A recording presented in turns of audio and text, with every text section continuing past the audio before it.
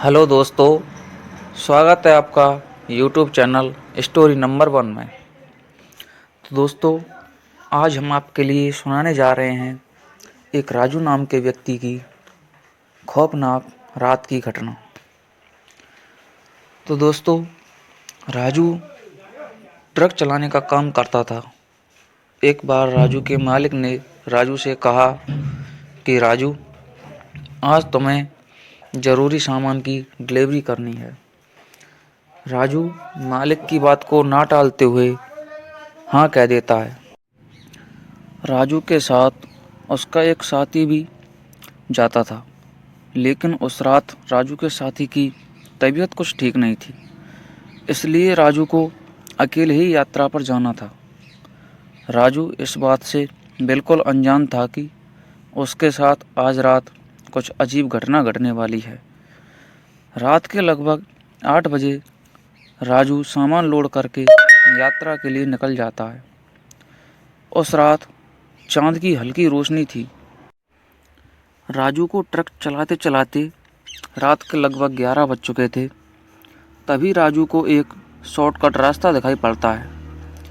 तो राजू ने सोचा, क्यों ना मैं इस शॉर्टकट रास्ते से जाऊं, सामान की डिलीवरी भी जल्दी हो जाएगी और मैं रात को ही वापस लौट आऊँगा। तो राजू ट्रक को उस शॉर्टकट रास्ते पर मोड़ देता है।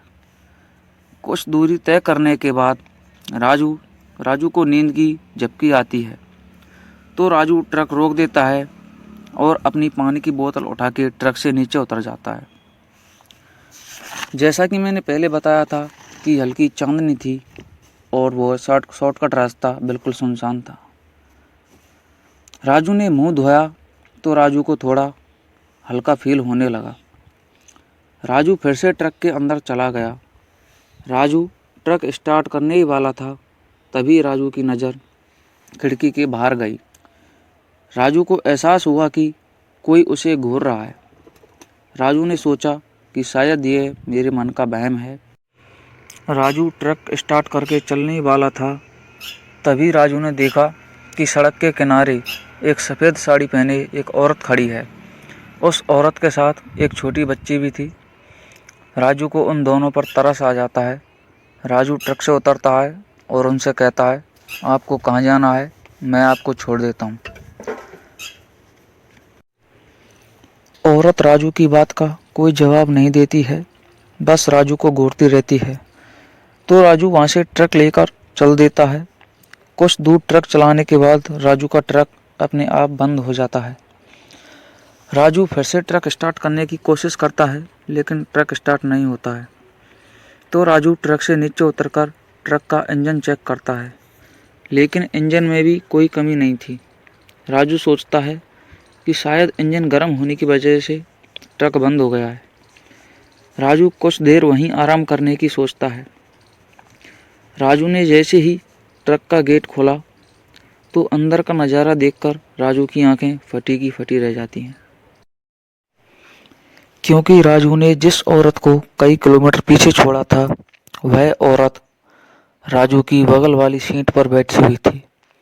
उस औरत के हाथ में उस छोटी बच्ची का कटा हुआ सर लगा हुआ था। उस नज़ारे को देखकर राजू पूरी तरह डर गया था। राजू अपनी जान बचाने के लिए वहाँ से भागता है।